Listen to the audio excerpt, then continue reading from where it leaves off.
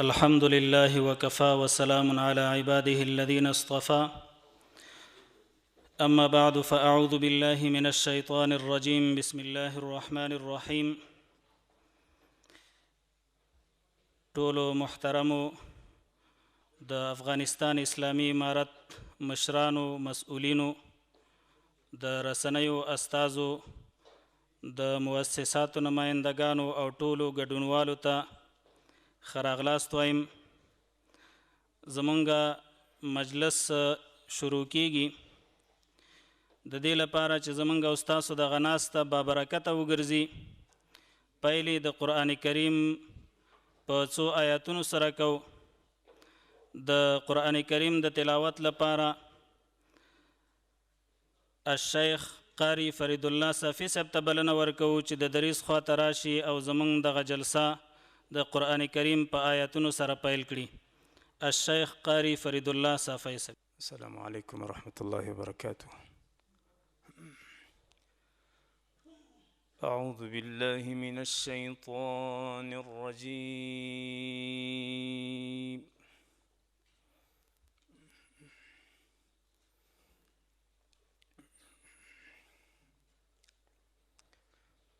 بسم الله الرحمن الرحيم.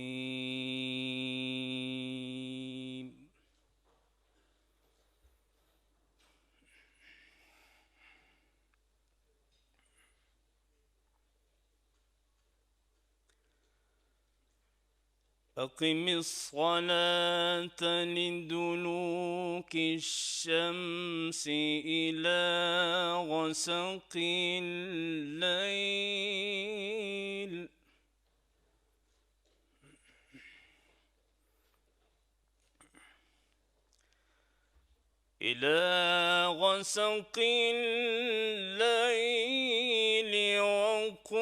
وقرآن الفجر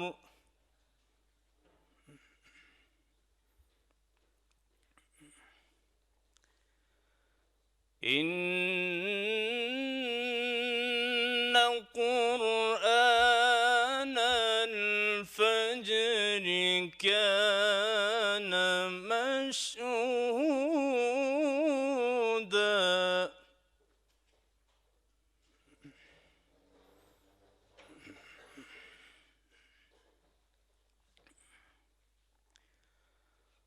ومن الليل فتهجد به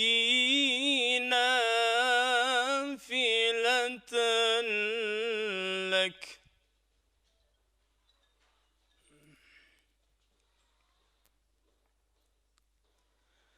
عسى أن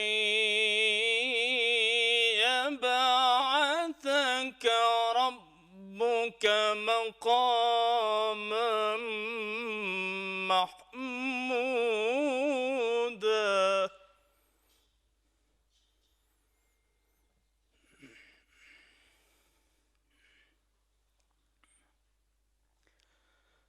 وقل رب أدخلني مدخل صدق وأخرجني مخرج صدق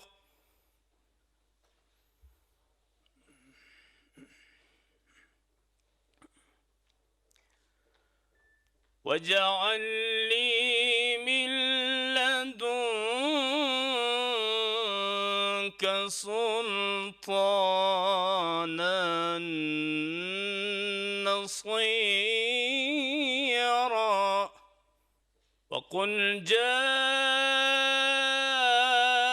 الحق وزهق الباطل إن الباطل كان زهوقا. وننزل من القرآن ما هو شفاء ورحمة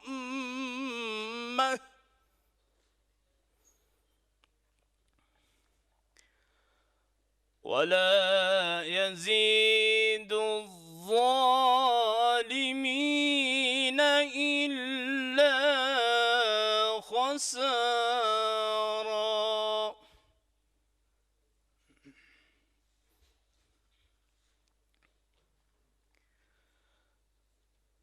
بسم الله الرحمن الرحيم.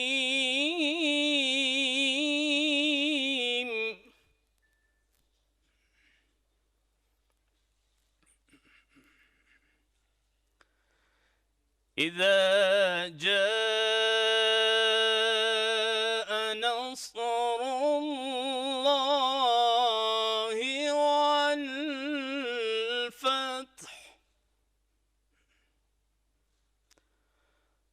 ورأيت الناس يدخلون في دين الله أفواجا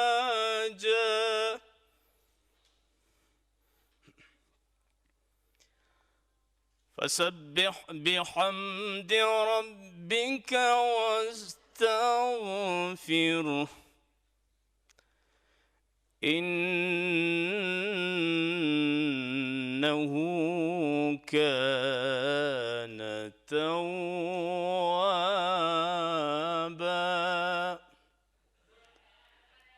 صدق الله العظيم. سبحان ربك رب العزة عما يصفون وسلام على المرسلين والحمد لله رب العالمين برحمتك يا أرحم الراحمين. نحمد ونصلي على رسوله الكريم. فأعوذ بالله من الشيطان الرجيم. بسم الله الرحمن الرحيم. إن الذين آمنوا وهاجروا وجاهدوا بأموالهم وأنفسهم في سبيل الله والذين أووا ونصروا أولئك بعضهم أولياء بعض. صدق الله العظيم. السلام عليكم ورحمة الله وبركاته. د هر څه له مخې د افغانستان د اسلامي امارت د ریاست الوزرا ښاغلي استازیو، د اسلامي امارت د کابینې محترم وزیران صاحبان او مشران، علماء کرام، د ملګرو ملتو سیاسي استازوالي او مسؤل او د بهرنۍ هیوادونو سفیران او د نړیوالې مرستندویو مؤسسې مسؤلین او د امارت اداري درنو مسؤلین او درنو او د رسنۍ استازیو ته ټولو ته او د ملت او د نړۍ د ګوټ ګوټ د مهاجرینو په داخل او بهر کې ټول ته ښه راغلاست او ستړي ماست وایم. السلام علیکم ورحمت الله وبرکاتو. بیا هم تاسو ته ښه راغلاست وایم او ډېره مننه، شکریه چې تاسو راغلي یئ. موږ په دې محفل کې مو ګډون کړی دی. د الله پاک نه تاسو ته اجر عظیم غواړم. چون دلته وخت هم ډېر مهم دی او د تاسو راتګ نه بیا هم زه ډېره مننه شکریه ادا کوم.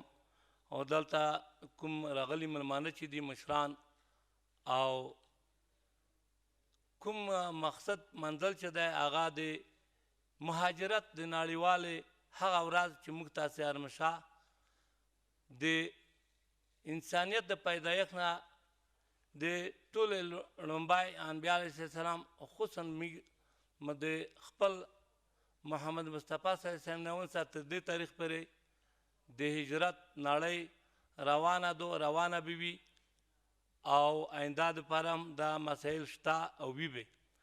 خو چون هغه څه چې موږ تاسې اوس ورته ضرورت لرو او څه کولی شو او د دغې عوامل پیدا کړو او چې موږ د هجرت نه الله پاک په دغه مسایلو کې او د نجات لارې ته او د یو د بل د مدد کومک لاره غوره کړو. نو چون دغه نن ورځ په فرصت سره موږ غواړو چې تاسو سره هغه څه شریک کړم چې موږ د وخت ضرورت دی او د تاسې توجه ورته راوړم او غواړم چې د افغانستان مسایل مشکلات دا د ډېرې څو لسیزې نه را روان دي. متاسفانه چې په تېر 43 کلن تاریخ کې د افغانستان په حریم د تجاوز وکړ شوروي اتحاد، دا نړۍ د هغې نه دوام لري. متاسفانه چې هغه لاسته هغه ازادي چې راغله موږ ته لاسته راوړنې چون هغه هجرت پای ته نه ورسېدلی چې موږ د یو بل لوی وحشت او تجاوز چې امریکا په سر کې او ورسره ټوله ناټو او نور جمله هیوادونه وي چې افغانستان نن هم په اور کې لمبیږي او موږ یو په بل هجرت مجبور کړو. نو نن په کار دی چې موږ هغه عوامل پیدا کړو د هغه مخه ونیسو چې څوک ولې هجرت ته اړ شي. نن تاسو وینئ چې په نړۍ کې تر ټول نه زیات او ټول نه زیات مهاجر په خارج او په داخل کې په ځای شده افغانان لري چې تقریبا 9 میلیونه خلک موږ په بهر کې په مهاجرت کې نن شپې ورځې سبا کوي او په داخل کې هم تقریبا 3 میلیونه شپې ورځې سبا کوي او د مختلفو مشکلات سره نن مخامخ شوي دي. نو د په مورد موږ غواړو چې دغه پروسه د نړیوالو سره او د ګاونډیانو سره شریکه کړو چې څنګه کولی شو موږ د خپل مهاجرین په خپل وطن ته او په ښه لاره باندې د هجرت د انتقال او یا د دې د افغانستان ته د سرپناه د علاج د تعلیم او د دې د خدمت هغه څه چې مهم د دې د معیشت روزګار دی هغه ته د دې لپاره آمادګي ونیسو. په هغې کې موږ غواړو چې تاسې سره موږ هغه څه شریک کړو چې موږ ورته ضرورت لرو. چون مهاجرین مختلف دلته مشکلات دي. یو دا چې د جنگ په وجه د تجاوز په وجه هجرت کړی دی. چون کله داسې هم راغلی دي چې دلته د اقتصاد یا نظامی مشکلات او یا نور مشکلات په خاطر باندې او د خپل وطن نه د خپل ټاټوبي نه د خپل ملک نه هم مجبوریږي او کله نه کله داسې مافیاوې کړۍ هم شته پخوا هم اوس موجودې دي چې دلته افغانانو ته او یا په نړۍ کې یو نام په بل نام باندې په قاچاقبرۍ باندې خلک تشویق کړي او د خپله د پیسې د پیدا کولو دپاره ځان ته یو بزنس پیدا کړي، تجارت لاره پیدا کړي او هغه غریب قوم غریب خلک او به تربیه او وړوکي ځوانان او ناپوه خلک دغه ته تشویق کړي چې د هجرت ته او یا د یو ملک نه بل ملک ته په قاچاقي ډول باندې یوسي هلته دی خپله استفاده تر وکړي. نو چون د دې دپاره موږ غواړو چې د مخه ونیسو او دې نه باید نړیوال پوه وي چې دا باید دې په ګډه سره په هماهنګۍ سره دغه ته اجازت ورنه کړو چې موږ تاسې ځوانان او یو ملک نه بل ملک ته غیر قانوني اصولو باندې بیایي. هلته متاسفانه دلته دی ورته ځمکه هم خرڅوي، موټر هم خرڅوي او اولاد هم ورته نعوذ بالله خرڅوي، خو دی ته 5 پیسې پیدا کوي او قاچاقبرۍ ته یې ورکوي، هغه یې په ناقانونه ډول باندې بهر ته بیایي. نو هلته دی 2-3 لارې په استعمالوي. یو دا چې اول دی هلته دی خپل هغه ناشوم اهداف ترلاسه کړي او بیا د بل ملک په مقابل کې په جنگ هم ډېر خلک هلته تشویقوي، خرڅوي او دی غواړي چې هلته لوړ شي او د یو بل ملک په مقابل یې وجنګوي. نو چون دا موږ غواړو د ټولو نه چې باید د دې مخنیوی وکړي، موږ افغانان ورونه په دې مجبور نه کړي او دغه لارې او دغه مخنیوی باید وشي. او د دې دپاره چې اوس افغانستان کې موږ مشکلات او د دوی د آینده دپاره کړنلارې چې موږ ضرورت ورته لرو د مهاجرت اوږدې شپې ورځې صبر کوي په بهر کې، نو هغې په باره کې موږ غواړو چې تاسو سره دلته په سکرین باندې هم څه وښیو او څو نر ملګري به یې تاسو سره شریکې کړي. د هغې د جملې نه موږ چې افغانستان ته راغلي الحمدلله په میلیونونه خلک موږ د افغانستان په ګوټ ګوټ کې خصوصا په پارکونو کې او په عامه سره لارې او ځایونو کې ډېر افغانان میشت وي. موږ الحمدلله په هغه باندې امارت اسلامي وتوانېدو چې د خپلو ولایتونو ته خپلو ټاټوبې ته خپلو ځایونو ته انتقال کړو. په دې کې تقریبا په زرګونه خلک موږ انتقال کړي دي. اوس هم لا دا پروسه روانه ده. چون متاسفانه یو خبر هلته نشر شوی دی چې هغې ته تاسو توجه غواړم، هلته په بادغیس کې هغې ته زه خپله تللی یم. ما الحمدلله تقریبا د 28 ولایتې سفر کړی دی، 3 یا 4 ولایتونه ما ته پاتې دي. او زه خپله غواړم چې هغه مهاجرین چې دی کوم مشکل سره مخامخ دي څه کولی شو چې موږ د دوی مشکل حل کړو، د خپل ټاټوبې ته انتقال کړو. نو موږ خپله زه تللی یم، هغې سره موږ دا خبره د والي صاحب او د ټولې د ناروې نماینده د NRC والا موجود وو، چون ناروې اخبار نه نشر کړی دی. د دې پروسې کې د دې نماینده هم موجود وو چې موږ به دوی ته یو مناسب وخت کې یو ځای چې هلته اوس کوم ځای که پراته دي هلته د یخنۍ د واورې ډېر لوی مشکلات مصیبت د خطرې سره مخامخ دي.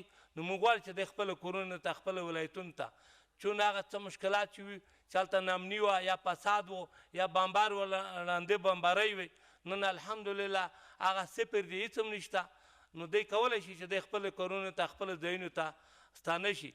چا چې سرپناه ځای نه لري انشاءالله هغه سره موږ وعده کړې دو چې دې سره به موږ همکاري کوو، هغه که خیمه وه که هغه کور آبادول وي او که کرې ځایونه وي په هغې کې موږ کوشش کړی دی که وبي.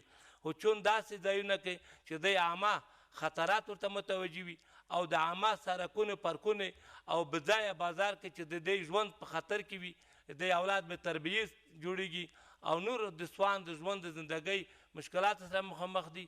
نو امارت اسلامي او خپله مهاجرین وزارت مجبور مکلف دی چې دی ته ځایونه پیدا کړي، دی خپل ځایونو ته ستانه کړي. نو په دې کې تاسو نه دا توجه غواړو چې هغه اشاعت هغه غلط پروګرامونه راپورونه باید دی نشر نه کړي. او دلته الحمدلله امارت اسلامي په ټول توان سره خپل تعهدات ته خپل مکلفیت ته موږ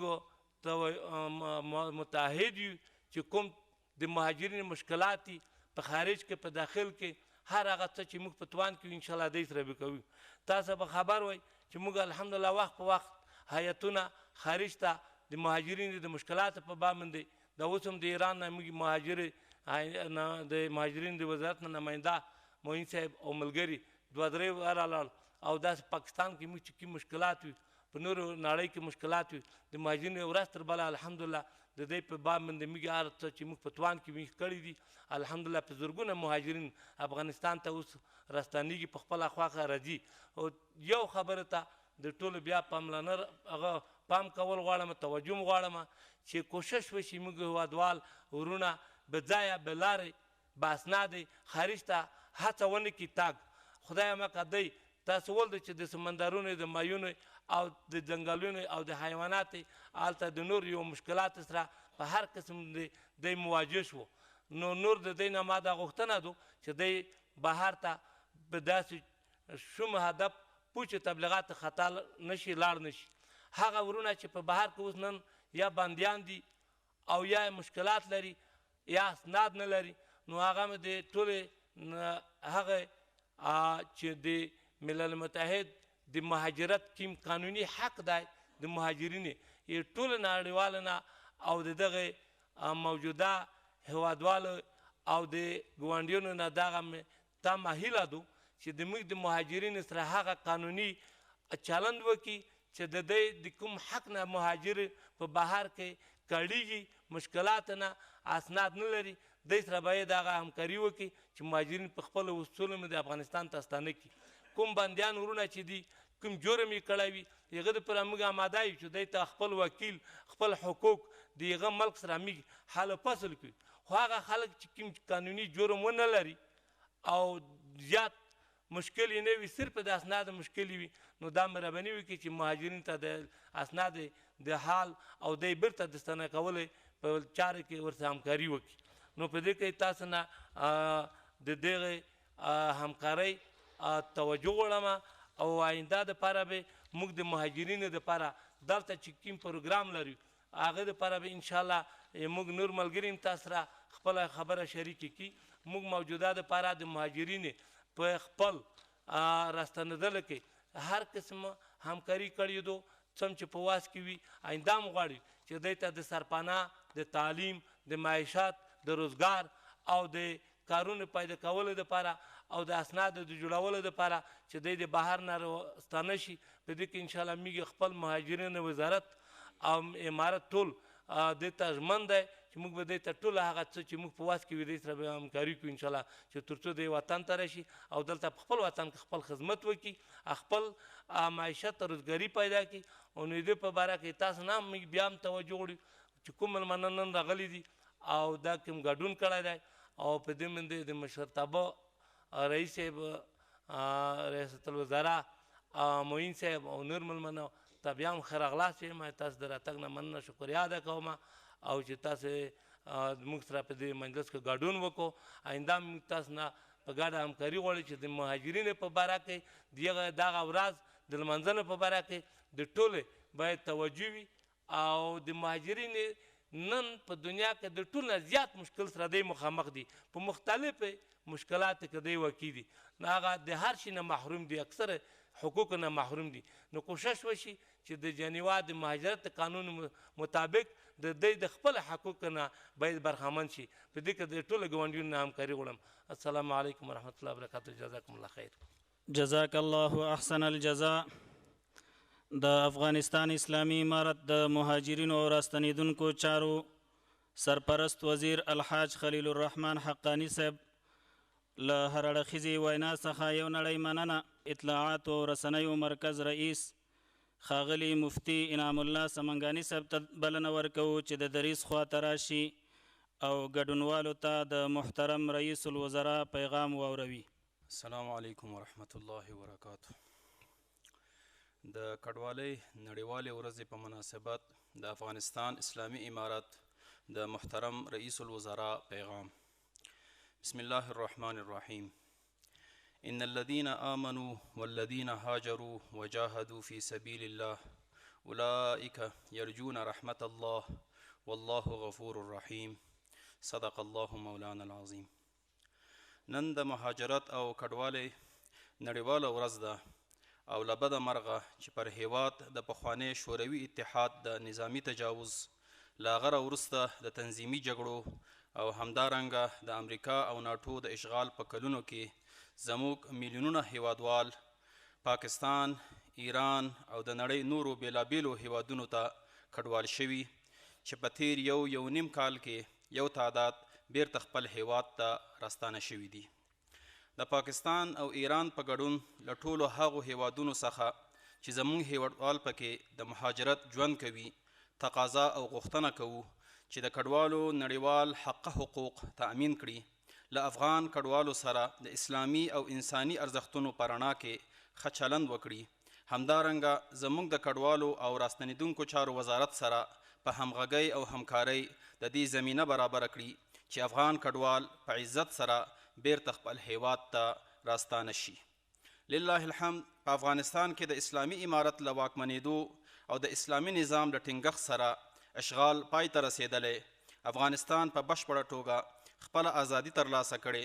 په هیواد کې سراسري امنیت خوندي دی او د اسلامي امارت حکما او مسؤلین شپه ورځ په دې سعی او تلاش کې دي چې خپلو هیوادوالو ته د آرام، هوسا او باعزته ژوند امکانات او اسانتیاوې برابرې کړي. موږ په دې باور یو چې د هر افغان ژوند، عزت او حیثیت په خپل هیواد کې خوندي دی.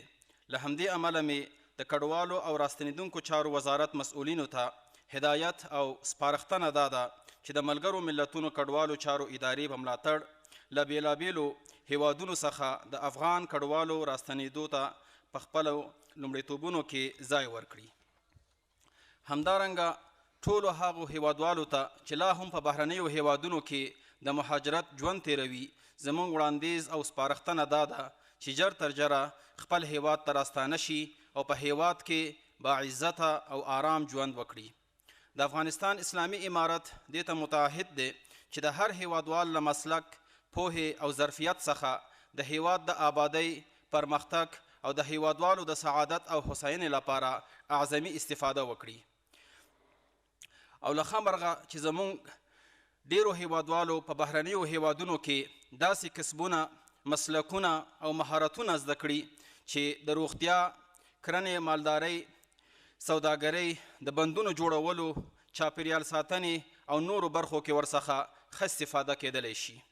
تاسو ته بهتره معلومه ده چې وطن پر موږ ټولو حق لري، نو لازمه ده چې د حب الوطن په اساس د هیواد د عزت، سرلوړۍ او پرمختګ لپاره په ګډه کار وکړو، ځکه د هیواد عزت، سرلوړي او پرمختګ زموږ ټولو د عزت، سرلوړي او پرمختګ په معنا دی. په پای کې له ټولو هغه ممالکو څخه منندویه کوم چې مسلمانانو افغانانو ته په خپل ګاونډ کې سرپناه او ځای ورکړی او د ستونزو په وخت کې ورسره همکاري کړی دی. ومن الله توفیق. الحاج ملا محمد حسن اخون د افغانستان اسلامي امارت رئیس الوزراء.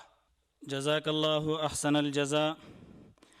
دا و د افغانستان اسلامي امارت د اطلاعاتو رسنیو مرکز رئیس ښاغلی مفتی انعام الله سمنګانی صاحب چې د افغانستان اسلامي امارت د رئیس الوزراء پیغام مونږ او تاسو ته واورو.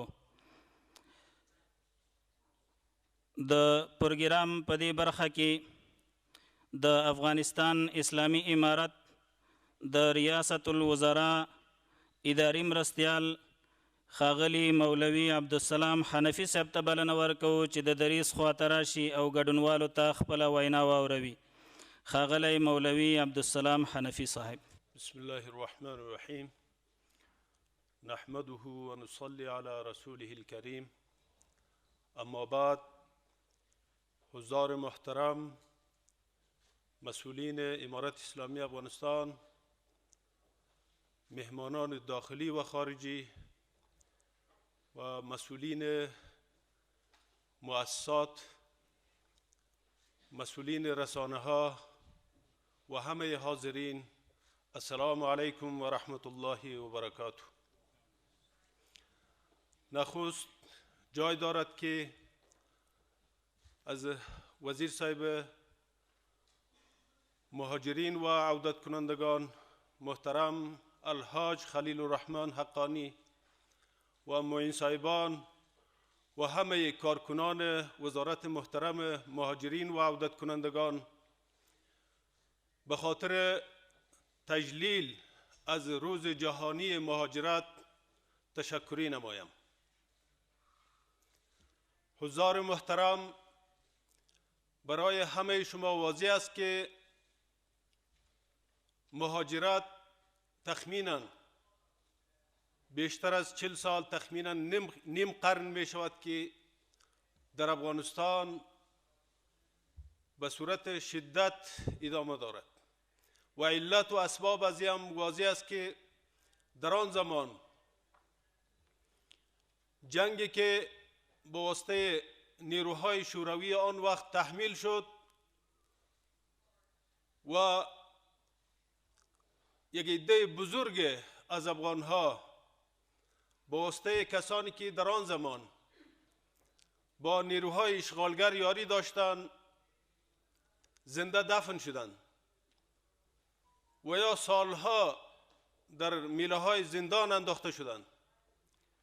نمونه های آن را شما در پیلگون ها و در ولایات مختلف مشاهده کرده میتونید. ملت افغانستان مجبور شد در کشورهای همسایه و در دیگر کشورهای دور و نزدیک مهاجر شوند. در آن زمان تخمینا 6 میلیون افغانها در پاکستان و تخمینا هم به همین اندازه یا کمتر در ایران و در دیگر کشورهای دور و نزدیک مهاجر گردیدند. و بعد از او هم انرژی که در افغانستان وجود داشت و در اواخر هم جنگ دیگری که از طرف اشغالگران بر بالای افغانها تحمیل شد، عده زیادی از افغانها از افغانستان مهاجر شدند. فعلا هم در کشورهای همسایه ما و یا در کشورهای منطقه و فرامنطقه زندگی میکنند.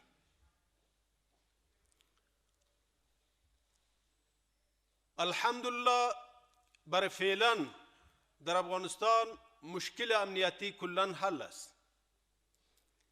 امارت اسلامی افغانستان به صورت واضح اعلان کرده است که دیگر برای هیچ افغان در افغانستان مشکل امنیتی وجود ندارد. هر افغانی که میخواهد در سرزمین خود، در خانه خود به شکل صلح آمیز زندگی بکند، هیچ نوع مشکل برای آنها متوجه نیست. هر افغان حق دارد در افغانستان به سر خانه خود، ملکیت خود، جایداد خود به صورت آبرومندانه زندگی خود پیش ببرد. اگر کسایی که احساس یا بنابر تشویش بدامنی از افغانستان بیرون رفتند، پیغام ما برای آنها است که برگردند به وطن عزیزشان. افغانستان خانه مشترک همه ما هست. به سر خانه و کاشانه خود در اینجا با آبرو و با حیثیت زندگی خود پیش ببرند. اما متاسفانه بر اثر جنگ‌های تحمیلی و بر اثر تخریب زیربناها در افغانستان، ملت افغانستان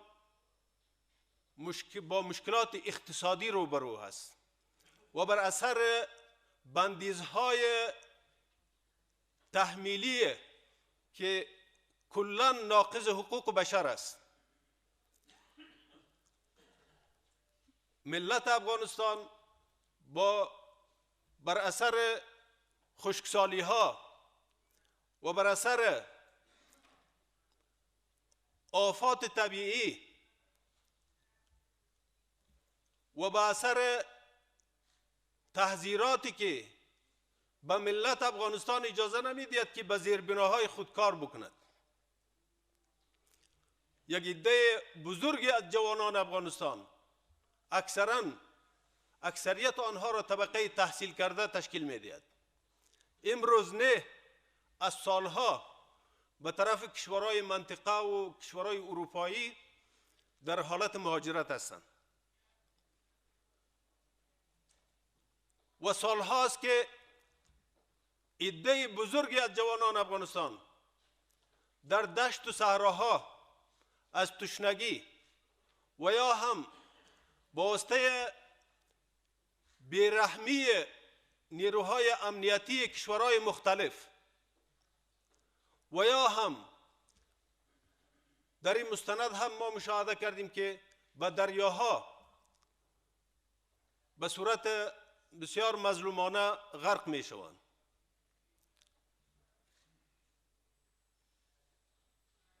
اکثریت این مهاجرت ها را مشکلات اقتصادی تشکیل می دهد.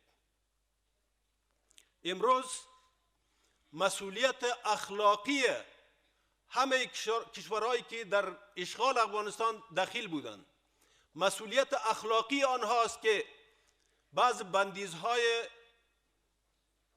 که کلاً با حقوق بشر مطلق به حقوق انسانیت به همه قوانین بین المللی در تضاد است، باید او را رفع کنند. امروز ملت افغانستان را اجازه نمیدهند که برای خود یک تذکره و پاسپورت داشته باشد. این کدام قانون است؟ ما نمیتونیم که به خاطر چاپ پاسپورت برای افغانهایی که مریض است، برای افغانهایی که برای تجارت یا برای درمان یا برای کدام مشکلات دیگر به یک جا سفر کنند، برای آنها یک پاسپورت که حق مسلم هر افغان است چاپ شود. این را اجازه نمیدید. پول از طریق افغانستان بانک تیتی شده نمیتونه. و از دیگه طرف میگن که شما با نقل و حرکت آزاد پابندی وضع میکنی. چه قسم پابندی را ما وضع کردیم یا شما وضع کردیم؟ بدون پاسپورت چه قسم یک انسان از اینجا به دیگه جا سفر کند؟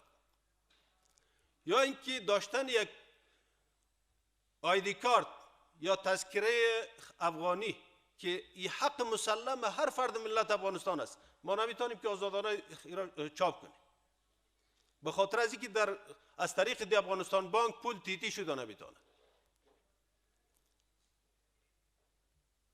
و مسئولیت اخلاقی همه آنهاست که از این گونه کارهای غیر انسانی باید دست بردارند. صرف کمک های بشری برای آنها کافی نیست. به پروژه های انکشافی مانی واقع نشوند. پروژه های بزرگی که مثل پروژه تاپ، کاسه 1000، خط ریل و سرخان پلوخمری و امثال از اینها مانی واقع نشوند تا اینکه برای جوانها در اینجا کار پیدا شود و همچنان جوانها به طرف مواد مخدر رو نیاورند که در جریان 20 سال اشغال تخمینا 5 میلیون نفوس ما را معتاد کردند و از این جمله هم 1 میلیون از اینها را طبقه اوناس و اطفال تشکیل میدهد. و تا اینکه به این پروژه های انکشافی مانی واقع نشوند، تا اینکه جوانای ما یک مصروفیت کار و روزگار در اینجا پیدا کنند، به طرف کشورهای اروپایی نروند. در غیر از او اینمی مشکل ادامه خواهد داشت. اگر یک روز در کشورهای همسایه باشند، در دیگر روز از طریق قاچاقبرها از راههای مختلف ولو نصف از اینا اگر درا کشته هم شوند، خامخا خود به دروازه های کشورهای اروپایی میرسانند. و تقاضای ما، خواهش ما از همه کشورهای همسایه، کشورهای اسلامی، کشورهای منطقه و فرامنطقه ای است که تا اینکه ملت افغانستان را باید یاری بکنند. اولا در داخل افغانستان مهاجرینی که یا بیجا شده هایی که در داخل افغانستان هستند یا از بیرون در داخل افغانستان عودت میکنند، باید بر از اینها در ساختن مسکن، در حل مشکل تعلیم و تربیت، مشکل صحی آنها و در دیگر مشکلاتی که اینها روبرو هستند، تهیه آب آشامیدنی، باید یاری برسانند. و در قدم دوم باید به کارهای انکشافی که باعث تعمیر و ترقی کشورهای منطقه هم می شود و همچنان برای جوانها کاریابی می گردد، مانی برای این پروژه های انکشافی نشود تا ما بتوانیم تمام ملت افغانستان را، جوانای خود را در اینجا مصروف کار بکنیم. و یگانه راه بیرون رفتی است. اگر در این راستا اونها مانی ایجاد کنند، درست است ملت افغانستان مثل که در تخمینا نیم قرن با مشکلات روبرو بودند، علت اساسی این مشکلات هم امی کشورهای اشغالگر بود همیشه و در آینده هم اگر اونها مانی واقع بشوند، درست است ملت افغانستان با مشکلات روبرو خواهد بود، ولکن یک عده، یک بخش عظیم کسایی که نجات میابند خامخا در پشت دروازه آنها قرار خواهد گرفت و اونها هم با مشکلات مهاجرت روبرو خواهند شد. از این خاطر خواهش ما از همه از اونهایی است که باید مسئولیت اخلاقی خود را رفع کنند. دیگر امو سرمایه گذاری را که در جنگ میکردند در افغانستان، باید در صلح افغانستان سرمایه گذاری کنند، در بخش تعلیم و تربیت سرمایه گذاری کنند، در بخش صحت سرمایه گذاری کنند، در از بین بردن مواد مخدر باید سرمایه گذاری کنند و با به کاریابی جوانان افغانستان در داخل افغانستان سرمایه گذاری کنند. دیگه انشالله در داخل افغانستان برای هیچ فرد افغان، برای هیچ یکی از جوانان ما مشکل امنیتی وجود ندارد. البته در حل مشکلات اقتصادی همه کشورها باید مکلفیت اخلاقی دارند که در این راستا همکار باشند.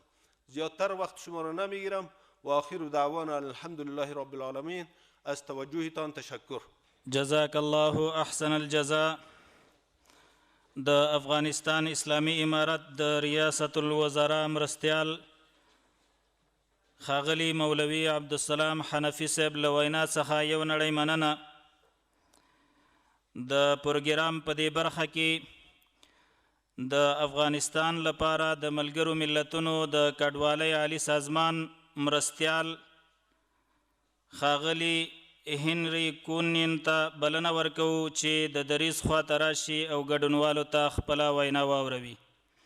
ښاغلی هنري کونین. Right. Thank you very much and good afternoon, Your Excellencies, members of the Cabinet, distinguished members of the Diplomatic Corps, the press, the UN, humanitarian community, and distinguished ladies and gentlemen.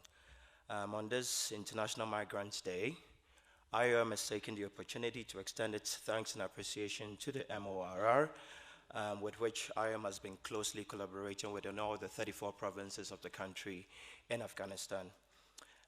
It's been an opportunity to also help us respond to the humanitarian needs and provide urgently needed humanitarian assistance as well.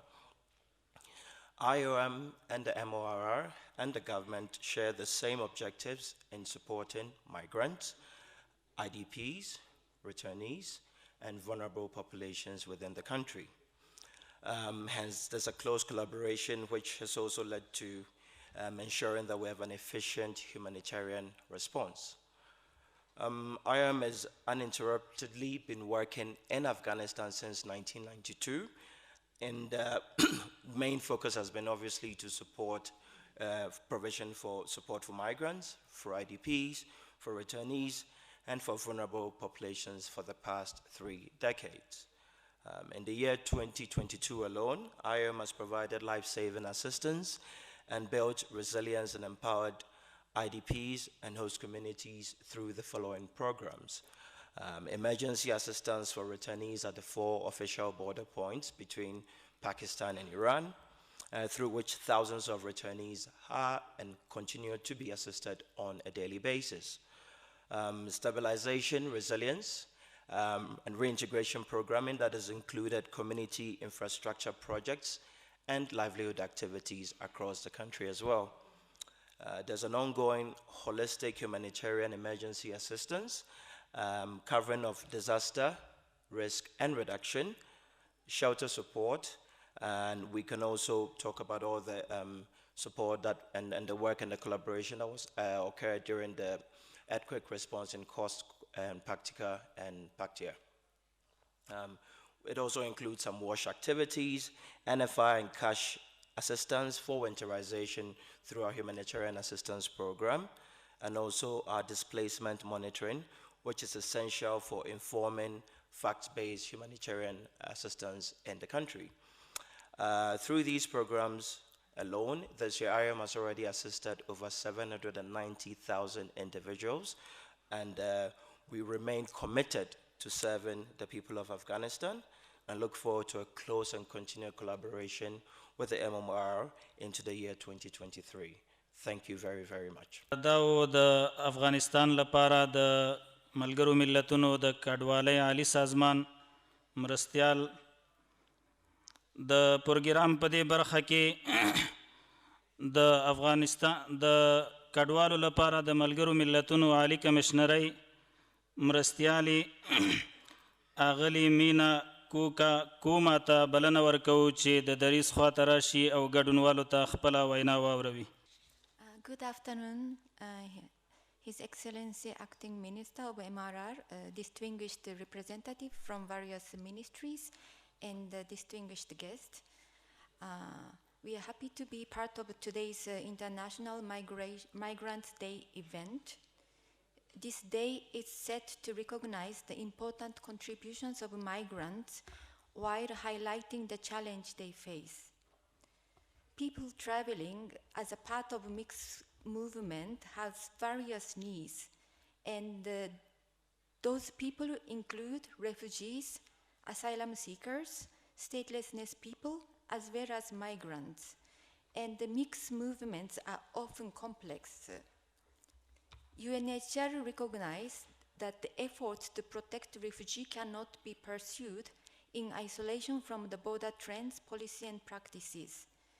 It also recognized that the people under UNHCR mandate are directly affected by migration policies and processes, particularly when they engage in mixed movement.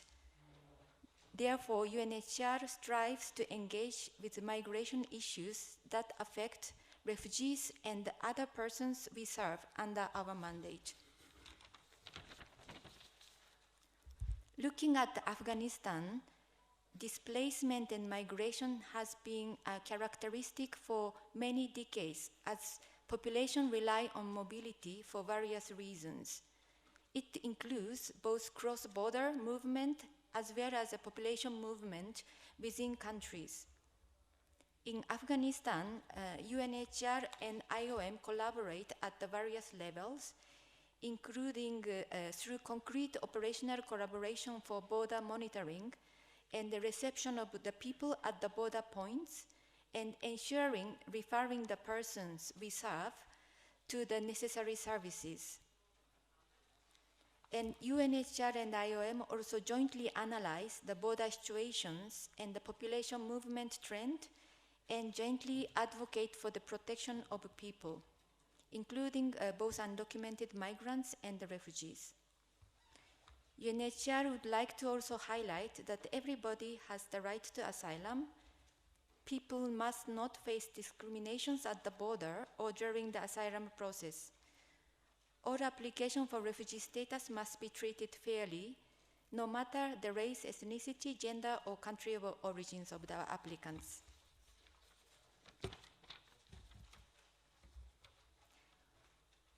And like all human beings, people forced to flee from their home or who are displaced within their own country, as well as migrants, must be treated with dignity and respect all the time. Thank you very much. مننه د کډوالو لپاره د ملګرو ملتونو د عالی کمشنرۍ له مرستیالي د پروګرام په دې برخه کې د افغانستان اسلامي امارت د مهاجرینو راستنیدونکو چارو وزارت مرستیال الحاج محمد ارسلا خروټي ته بلنه ورکوو چې د دریځ خواته راشي او ګډونوالو ته خپله وینا واوروي. ښاغلی محمد ارسلا خروټی. بسم الله الرحمن الرحیم. نحمد و نصلی علی رسوله الکریم. د افغانستان اسلامی امارت مسؤلینو د کابینې محترمو غړو، ډیپلوماتانو، ملي او جهادي شخصیتونو، د ملي او نړیوالو همکارو مؤسساتو او بنسټونو مسؤلینو، د رسنیو استازو او ټولو درنو ګډونوالو، السلام علیکم ورحمت الله وبرکاتو. خوښ یم چې موږ او تاسو د مهاجرینو د نړیوالې ورځې په مناسبت خپلو مهاجرو ورونو ته د درناوي او د هغوی د یاد په پار تر یو چتر لاندې سره راټول شوي یو او غواړو چې د دوی په ستونزو حل لارو او باعزته ستنېدنه له یو بل سره نظرونه تبادله کړو. ګرانو حاضرینو، د قوس اوویستمه چې ډسمبر میاشتې د 18مې سره د سرسمون خوري د مهاجرینو نړیواله ورځ ده. په دغه ورځ په ډیرو هیوادونو کې د حکومتونو او ځینو بنسټونو لخوا ناستې او مجلسونه ترسره کیږي چې په ترڅ کې د مهاجرینو په ستونزو د هغې په حل لارو داوطلبانه ستنېدنه او په هیواد کې د بیا میشتېدنې په اړه نظرونه تبادله کیږي. د همکارۍ ژمنې تازه کیږي او اړونده بنسټونه او چارواکو ته مهمې سپارښتنې کیږي.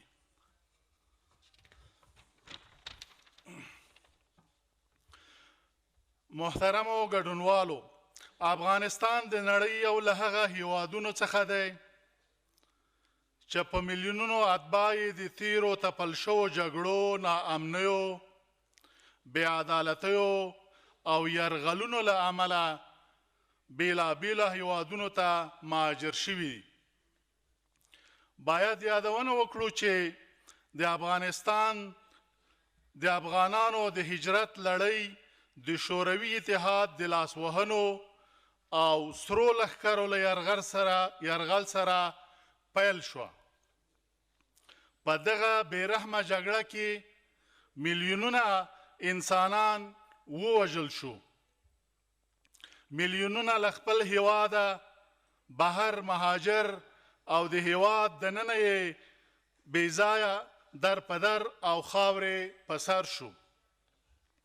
په ډېرې خواشینۍ سره د شوروي اتحاد له ماتې او د وخت د ګوډاګي رژیم له نسکورېدو سره د هجرت لړۍ پای ونه مونده، بلکې د بهرنیو دسیسې، تنظیمي، سمتي او ژبني جګړې یې د لا دوام لامل شوې. په تیرو 20 کلونو کې امریکا او ناټو د عصري او لیزري وسلو پر مټ د مفسدو چارواکو په مسلط کولو سره د ظلم او وحشت نوی باب پرانست چې په پایله کې د مهاجرت او داخلي بېځایه کېدو لمن لا پسې پراخه شوه او د دې ترڅنګ چې راستانه شوي افغانان د باثباته ادغام پر ځای بیرته هجرت ته اړ شول. په لکونو نور هم مهاجر شول. که څه هم د افغانستان اسلامي امارت له راتګ سره د راستنېدنې لړۍ چټکه شوې او ډېر افغانان هیواد ته راستانه شوي، خو اوس هم تقریبا 2 میلیونه افغانان په ګاونډیو او د نړۍ په مختلفو هیوادونو کې د هجرت شپې سبا کوي. د مهاجرینو او راستنیدونکو چارو وزارت د افغانستان اسلامي امارت د یو مسؤل غړي په توګه د میلیونونو مهاجرو او داخلي بېځایه شوو مسؤلیت پر غاړه لري. د منظمو او ستراتیژیکو پلانونو له مخې چې ځینې په لاندې ډول دي: په کوربه هیوادونو کې د مهاجرینو وضعیت ته لاسرسی، د مهاجرینو په خپله خوښه او منظمه راستنېدنې پروسې پیاوړتیا، د راستنېدونکو او بېځایه شوو د بیا ځای پر ځای کولو د بهیر اسانتیا، د داخلي بېځایه شوو وضعیت ته لاسرسی. پورته پلانونو ته په پام دغه وزارت مهاجرینو، راستنېدونکو، پناه غوښتونکو او داخلي بېځایه شوو ته په حقوقي، ټولنیز او بیلابیلو برخو کې خدمتونه وړاندې کړي دي چې په لنډه توګه یې یادونه کوم. د مهاجرینو راستنېدل د افغانستان اسلامي امارت یو له مهمو کاري لومړیتوبونو څخه دی او دغه وزارت د خپل وظیفوي مسؤلیت په توګه هڅه کوي افغان مهاجرین په خپله خوښه او عزت سره هیواد ته راستانه کړي. چې له نیکه مرغه د افغانستان اسلامي امارت له بریا وروسته د وضعیت په ښه کېدو سره څه باندې 1 میلیون افغانان له پاکستان، ایران او ځینو نورو هیوادونو څخه خپل هیواد ته راستانه شوي چې د دوی له جملې څخه تقریبا 300,000 راستنېدونکو سره د هیواد په سرحدي پولو کې د یو شمېر مرستندویه بنسټونو په همکارۍ د نغدي خوراکي او غیر خوراکي توکو مرستې ترسره شوي او دوی ته د ښه لاسرسي په موخه په نیمروز، هرات، کندهار او ننګرهار کې د ښه راغلاست مرکزونه فعالیت لري او د راستنېدنې پروسې د پیاوړتیا او اسانتیا په خاطر په شپږو نورو سرحدي دروازو کې هم مرکزونه پرانستل شوي. دغه وزارت هیواد ته د مهاجرینو د خوندي او دوامدار راستنېدو لپاره هلې ځلې کړي او په همدې موخه ځینو ګاونډیو هیوادونو ته سفرونه شوي او وخت په وخت دلته هم د کوربه هیوادونو له چارواکو او ډیپلوماتانو سره ناستې ترسره شوي او د مهاجرینو د ستونزو د حل او جبري ویستو د مخنیوي په اړه خبرې اترې ورسره شوي. د دې ترڅنګ موږ د مهاجرینو د ښارګوټو د ویش په میکانیزم کار کوو. هڅه کوو چې په دغه ښارګوټو کې د ژوند لومړني سهولتونه لکه کلینیک، مکتب او نورې اسانتیاوې برابر کړو او ژر د راستنېدونکو لپاره د نمرو د ویش لړۍ شروع کړو.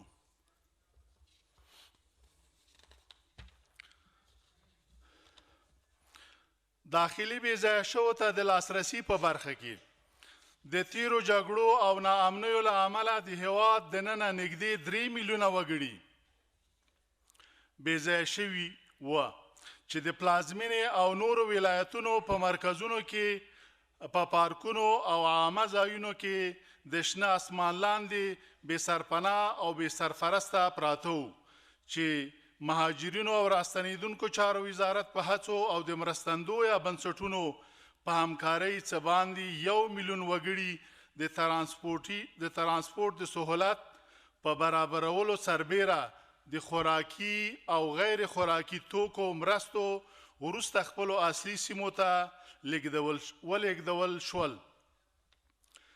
سربیره پر دې په ولایتونو کې په میلیونونه بېوزلو او بېځایه شوو سره بشري مرستې ترسره شوي دي او دا لړۍ جریان لري.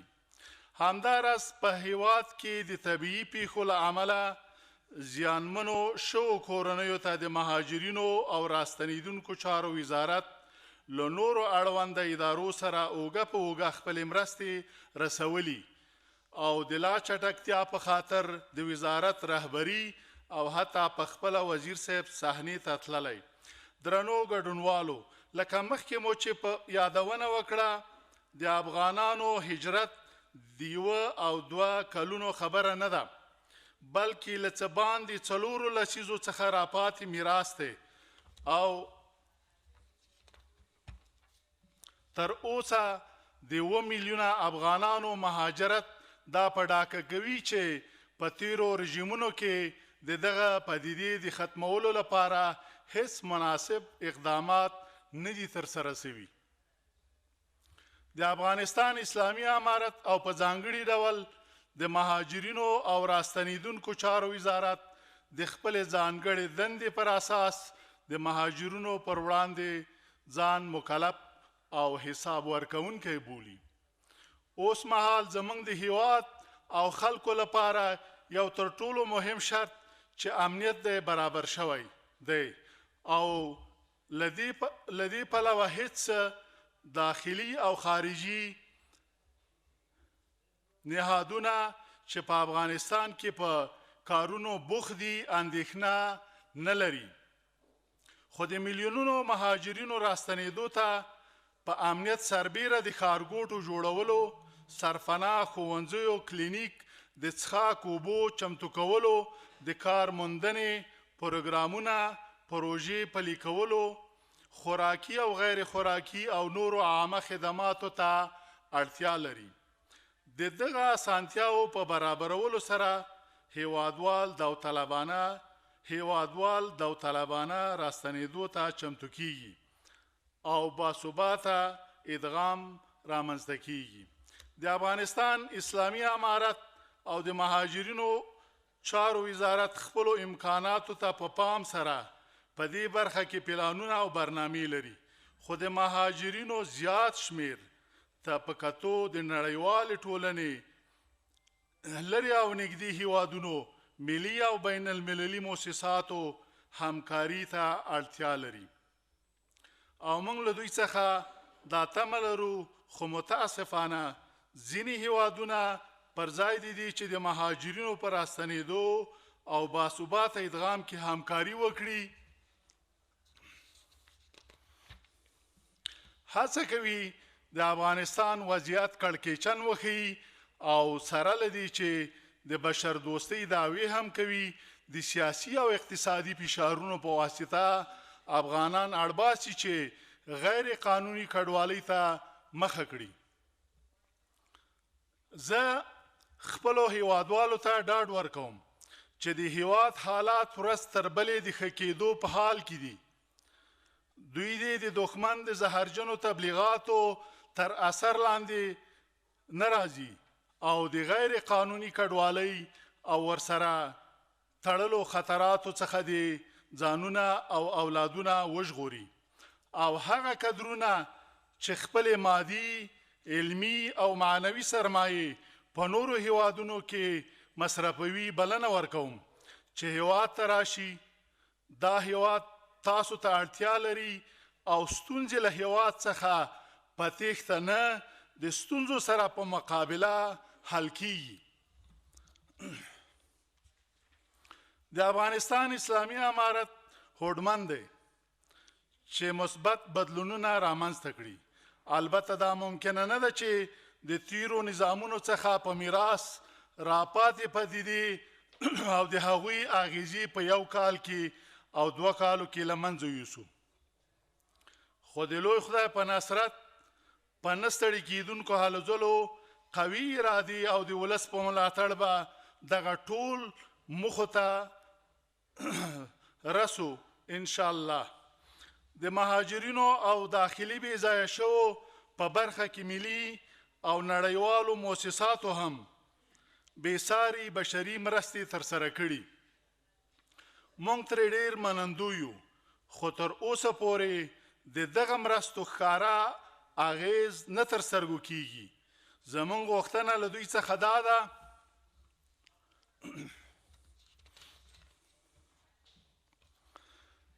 چې دا مرستې داسې تنظیم شي چې له یو ځل اخیستلو وروسته بیا څوک لاس نیولو ته اړ نه شي په نړۍ کې په ځانګړې توګه افغانستان کې باید د مهاجرت او بې ځایه کېدو بنیادي لاملونه له منځه یوړل شي همداراز د مهاجرینو له ټولو کوربه هیوادونو او په ځانګړي ډول د پاکستان او ایران اسلامي هیوادونو د اوږدې میلمه پالنې څخه مننه کوو او په افغانستان کې د مناسبو شرایطو تر برابرېدو پورې باید له زغم څخه کار واخلي او د تیر په څیر مهاجرینو ته د خدمتونو وړاندې کولو ته هم پوره پاملرنه وکړي زموږ ملت به د دوی د همکارۍ او خدمتونو قدرداني وکړي او هیڅکله به یې هیر نه کړي په پای کې یو ځل بیا یادونه کوم چې موږ خپل مهاجر ورونه نه هیرو موږ د دوی پر وړاندې مسؤل یو او دوی باید په دې برخه کې ډاډه واوسیږي والسلام علیکم ورحمت الله وبرکاته بیا هم د ټولو درنو برخوالو چې دلته یې موږ سره په مجلس کې برخه اخیستې ده د دوی نه مننه کوو او د ټولو هغو هیوادونو او د نړۍ د هیوادونو نه چې مهاجرینو په برخه کې توجه کړې ده او همکاري کوي د دوی د لا زیاتې همکارۍ په تمه مننه جزاک الله احسن الجزاء د افغانستان اسلامي امارت د مهاجرینو او راستنېدونکو چارو وزارت مرستیال الحاج محمد ارسلا خروټي له وینا څخه یو نړۍ مننه زموږ د پروګرام د پای شیبې دي لږ نور هم له زغم څخه راسره کار واخلئ د لنډې وینا لپاره بلنه ورکوو د افغانستان اسلامي امارت د اطلاعات و کلتور وزارت نشراتي معین ښاغلي مهاجر فراخي صاحب ته چې د دریځ خواته راشي او ګډونوالو ته لنډه وینا واوروي. ښاغلی مهاجر فراخي صاحب. رب اشرح لي صدري ويسر لي أمري واحلل عقدة من لساني يفقه قولي. السلام علیکم ورحمة الله وبرکاته. انسان له اره داسې پیدا سوی چې خپل د سیمې کور و کلي او هیواد سره مینه لري، خو کله ناکله ځینې مجبوریتونه وي، ځینې فشارونه وي او عوامل وي چې انسان دې ته اړ کېږي خپله مینه، خپل هیواد، خپل کلی، خپل خلک پرېږدي او داسې یو سفر چې هغه کې د مرګ و د ژوبلې و هر ډول مشکلات او ستونزې وي هغه ته مخه کړي. بدبختانه 4 لسیزې کېږي چې افغانان د یو داسې برخلیک سره مخامخ دي. زموږ غوښتنه دا ده د ټولو اړخونو څخه چې کډوالي مهاجرت دا د سیاسي چارو سره ونه تړل سي، یعنی څومره افغانان چې د هیواده څخه وتلي دي هغه یو قسم مجبوریتونه وي چې دوی دې ته اړ ایستل سوي وي.